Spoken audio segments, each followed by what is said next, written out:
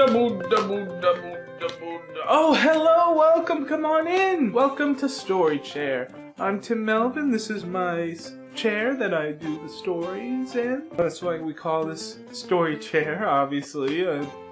Shouldn't have said that. Well, we got a great story today. It's called The Story of Thanksgiving by Tim Melvin. Yes, of course, I am the author, and it's okay to read your own books sometimes and learn a little bit about what you've already written. I actually spent 10 years abroad in different countries doing research for this book, and it was incredible experience. A lot of it I was in jail for. Anyway, listen to me blathering on and acting like a stupid idiot. Now it's time to listen to me read this book that I wrote, and hopefully we'll all learn a little bit about Thanksgiving. The year was the year Thanksgiving was invented. A young boy named Gerald watched the pigs as his father plowed the field. They were farmers, you see, pig and field farmers. The family did not own much, but their prized squash that had been in the family for decades was far more valuable to them than any fancy house or PlayStation 5 that had not been invented yet. Every night the family would kiss the squash goodnight before the going to sleep. They hung it over the mantel, and every time guests came over, they would have to kiss it too. The squash would shine from all the kisses and grew bigger every day, but not too big. Just the right size. Ooh, I must get my hands on that delicious squashy!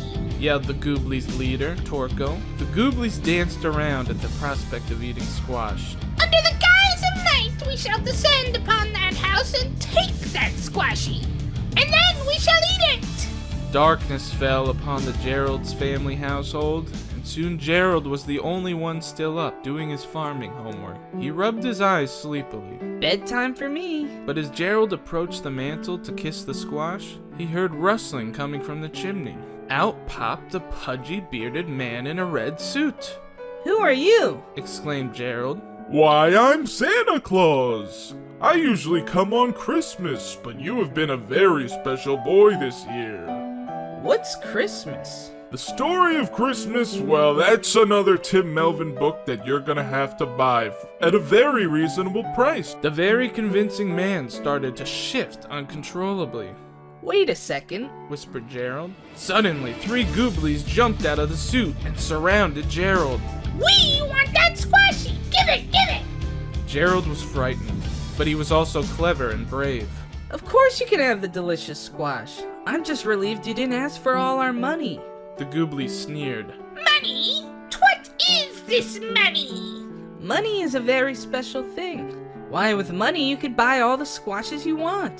Forget the squashy! Give us that money! Give it! Gerald tried to hide his smile by pulling his shirt over his face as he retrieved the family's money from under the family's money-storing mattress.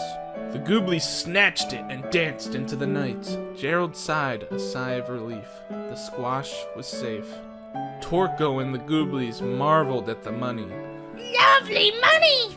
With this I can hire more workers because it made the demand go up! Demand!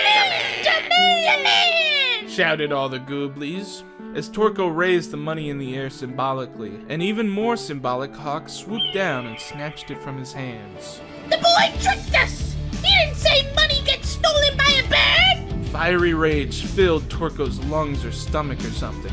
To war! He screamed. To war! Chanted all the Gooblies. They ran to their battle stations, mounting their B-2 stealth bombers and M1A1 battle tanks. The Gooblies marched on the defenseless Gerald's family's household with death in their eyes. Well, that's all we have time for today. If you want to hear more of this story, you can go to my Patreon. If you don't want to hear more of the story, you can kind of go suck a butt. It's been great learning with you and loving with you today. I'm so glad you can come listen to me read, and I really can read. Obviously, I just read from this entire book. See you next time, and in the meantime, go out, have fun, and No, never mind. I'm so glad you could come join me, and this has been a great story time, and